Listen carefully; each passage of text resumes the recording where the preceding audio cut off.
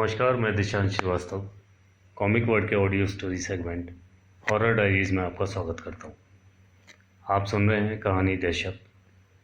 तो चलिए सुनते हैं इसका 12वां और अंतिम भाग। पूरे घर में घुप अंधेरा छाया हुआ था। अंधेरे को चीरते हुए वो तीनों घर के अंदर आ गए। शरीर को कपा देने वाली ठंडक थी वहाँ। हॉल में आते ही अजिंक्य ने परेश और अशोक से कहा, उन्हें अपना काम जल्दी ख़त्म करना होगा, क्योंकि वो रूह हमसे ज़्यादा देर तक मुकाबला नहीं कर पाएंगे। हम रुद्राक्ष की मालाओं के रहते वो उन पर हमला नहीं कर पाएगी, लेकिन वो माला उतारने पर मजबूर करने के लिए हमें कुछ भी कर सकती है। अजिंक्य दोनों को घर के सभी आईनों को लाने के लिए भेजता है और खुद वहाँ उस रूह को कैद करने के लिए घेरा बनाने लगता है। अशोक ऊपर के फ्लोर पर जाता है और परेश नीचे के आईने लाने जाता है। अशोक सीढ़ियों से ऊपर जाता है। डर और आतंक से उसकी धड़कनें इतनी तेज हो चुकी थी कि अगर हल्की सी आवाज़ भी उसकी सांसें रोकने के लिए काफ़ी थी। तेज़ कदमों से ऊपर की ओर जाते हुए हर तरफ उसकी नज़रें किसी अनजान खतरे को तलाश रही थी। हर तरफ अंधेरा ही अंधेरा था। सिर्फ उस बैटरी लाइट से कुछ दूर तक रोशनी थी, जिसके ज़रिए वो आईने तलाश कर रहा था। पहले कमरे में जाकर वो हर तरफ आईनों की तलाश करने लगा। दीवार पर लगे आईने को देखकर वो उसकी तरफ बढ़ा।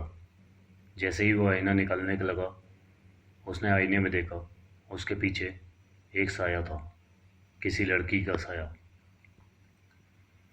अशोक डर कर जोर से चीखा।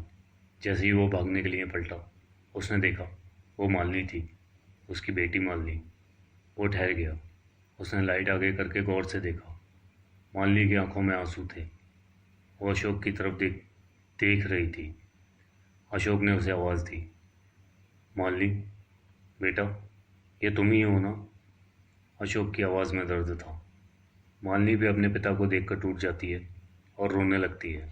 वो कहती है कि वो बहुत तकलीफ़ में है। उसके शरीर पर कई ज़ख्म थे। वो अपने पापा से मदद मांगती है। वो कहती है, पापा, मेरी मदद कर दो पापा, मुझे इस बुरी रूह से बचा लो प्लीज़। ये जो माला आपके पास है, मुझे दे दो पापा। इसे लेते ही वो आत्मा मुझसे दूर हो जाएगी, मेरी जान बच जाएगी, सब ठीक हो जाएगा पापा। अशोक अपनी बेटी को ऐसे देखकर पूरी तरह टूट जाता है। वो उसकी जान बचाने के लिए कुछ भी कर सकता है, इसलिए वो अपनी माला निकालकर उसे देने ही वाला था कि तभी अजिंक्य वहाँ आकर उसे रोक देता है और सिद्ध की हुई राई और हल्दी मालिनी पर फेंकता है। मालिनी चीखने लगती है। उसकी चीख इतनी भयानक और तेज़ होती है कि सारे खिड़की दरवाजे अपने आप खुलने और बंद होने लगते हैं। वो तड़पने लगती है। अचानक वो हवा में ऊपर उठ जाती है और नीचे जाने लगती है। मालिनी की आंखों से खून के आंसू निकल रहे थे। अजिंक्य और अशोक चुपचाप एक तरफ खड़े उसे जाते देखते रहते हैं। नीचे परेश भी लगभग सभी आईने इकट्ठे कर चुका था। तभी उसे याद आता है कि वो तस्वीर तो उसके कमरे में ही है, पर अंदर जाने की हिम्मत नहीं थी उसकी, क्योंकि वो घर जाने से पहले मालिनी को उसी कमरे में बंद करके गया था। फिर भी अपनी भूल सुधारने के लिए वो हिम्मत जुटा के कमरे के पास जाता है। उसके वहाँ पहुँचते ही कमरे का दरवाज़ा अपने आप खुल जाता है। अंदर जाते ही जो वो देखता है, उसे उस पर 2 पल के लिए यकीन ही नहीं होता। उसका कमरा पूरी तरह से रोशनी से जगमगा रहा था। सुंदर सलीके से सजा हुआ, रंगीन पर्दे, सब कुछ बहुत ही सुंदर था। ड्रेसिंग टेबल के सामने बैठी एक औरत, जो कि बहुत ही आकर्षक लग रही थी, अपने बालों को संवार रही थी। परेश उसके नज़दीक गया तो देखा वो मधु थी। वही हिरनी सी आँखें, सुर्ख गुलाबी होठ, तीखी लंबी नाक और गालों में पड़ते 2 प्यारे से डिम्पल। उसके बाल कमर तक आते थे। बहुत प्यार था उसे अपने बालों से। एक और चीज़ थी जिसे देखकर परेश को अजीब लगा, मधु की मांग में सिंदूर। उसने मधु को आवाज़ दी, मधु, ये सब क्या है? ये कमरा, ये सिंदूर, तुम भूल गए ना? याद नहीं, जब हम कॉलेज में अपने भविष्य के सपने देखा करते थे, बिल्कुल ऐसा ही था ना सब? मैंने तुमसे कहा था कि एक दिन जब हम साथ होंगे सारा कमरा मैं बिल्कुल ऐसे ही सजाऊंगी। ये रंग बिरंगी तितलियों वाले पर्दे, चादरें, ढेर सारी रोशनी, मैरून मलमल का कालीन, एक बड़ा सा ड्रेसिंग टेबल जिसमें देखकर मैं तुम्हारे लिए यूं ही सजा सवरा करूंगी। तुम्हारे नाम का ये सिंदूर और हम दोनों के प्यार की ये निशानी, हमारा बच्चा। क्या? हमारा बच्चा? परेश को कुछ भी समझ में नहीं आ रहा था।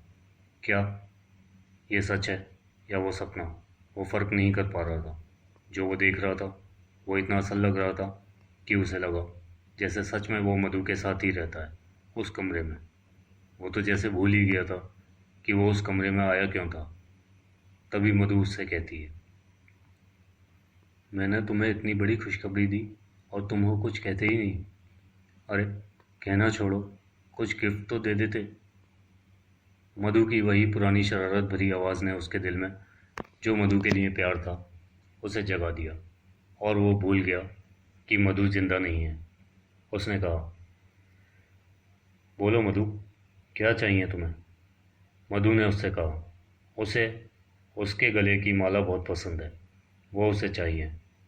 परेश ने बिना कुछ सोचे एक ही पल में वो माला निकालकर मधु की ओर बढ़ा दी। मधु ने मुस्कुराकर उसे टेबल पर रख देने को कहा। परेश ने वैसा ही किया। माला रखते ही कमरा पूरी तरह बदल गया। हर तरफ अंधेरा जैसे पहले था। मधु भी अब वैसी नहीं लग रही थी।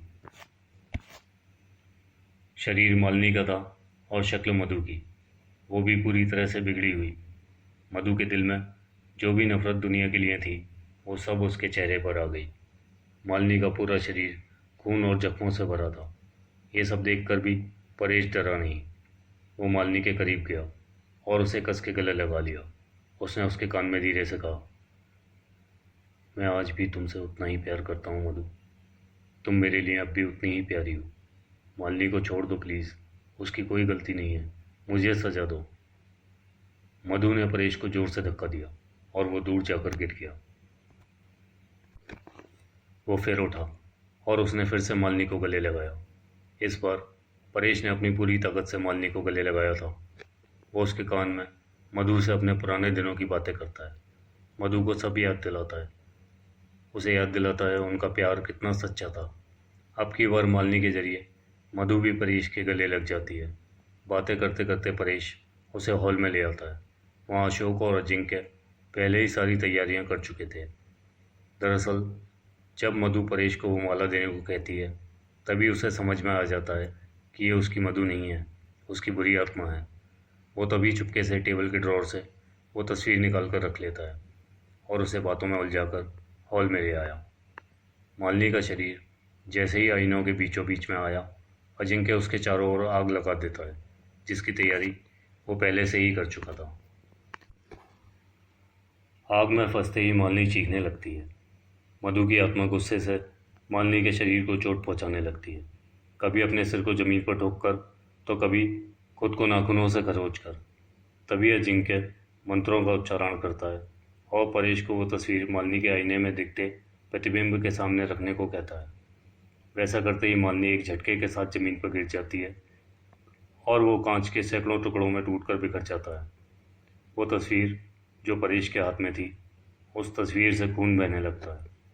अजिंक्य परेश से उसे जल्दी से जला देने को कहता है। परेश एकटक उस तस्वीर को देखता रहता है। उसमें मधु थी, उसकी मधु, जिससे वो बहुत प्यार करता था। उस तस्वीर को जलाकर वो उससे हमेशा हमेशा के लिए दूर होने वाला है।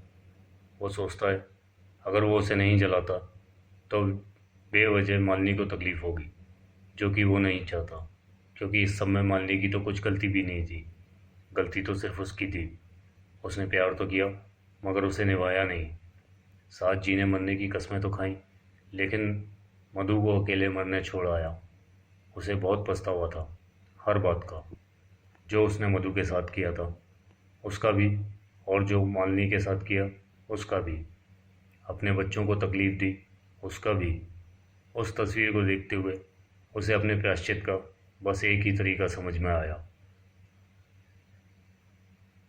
वो अब उस तस्वीर को कमरे में लगाई आग में डालने के लिए तैयार था। वो बस एक आखिरी बार मालिनी को देखता है और सॉरी बोलता है। मधु की तस्वीर और परेश दोनों कमरे में लगाई हुई आग में जल रहे हैं। परेश ने प्रायश्चित के लिए खुद को मधु के साथ ही आग के हवाले कर दिया। वो मालिनी के सामने जाने लायक नहीं समझता था खुद को, और उसे लगा शायद यही इंसाफ होगा, मधु के साथ भी और मालिनी के साथ भी। अंधेरा खत्म हो चुका था। सुबह की रोशनी खिड़कियों से अंदर आ रही थी। फायर ब्रिगेड वाले घर की आग बुझा रहे थे। आग काफ़ी ज़्यादा बढ़ गई थी। मालिनी को अजिंक्य और अशोक हॉस्पिटल ले जा चुके थे। वो अब ठीक है। बच्चे अभी भी अपने नाना नानी के साथ ही हैं। समय के साथ मालिनी के शरीर के साथ साथ मन के घाव भी भर जाएंगे। शायद यही न्याय था, या शायद यही उन सब के लिए आखिरी रास्ता था। उम्मीद है आप सबको ये कहानी पसंद आई होगी। फिर मिलेंगे एक नई कहानी के साथ। तब तक के लिए मैं दिशांश श्रीवास्तव आपसे विदा लेता हूँ। धन्यवाद।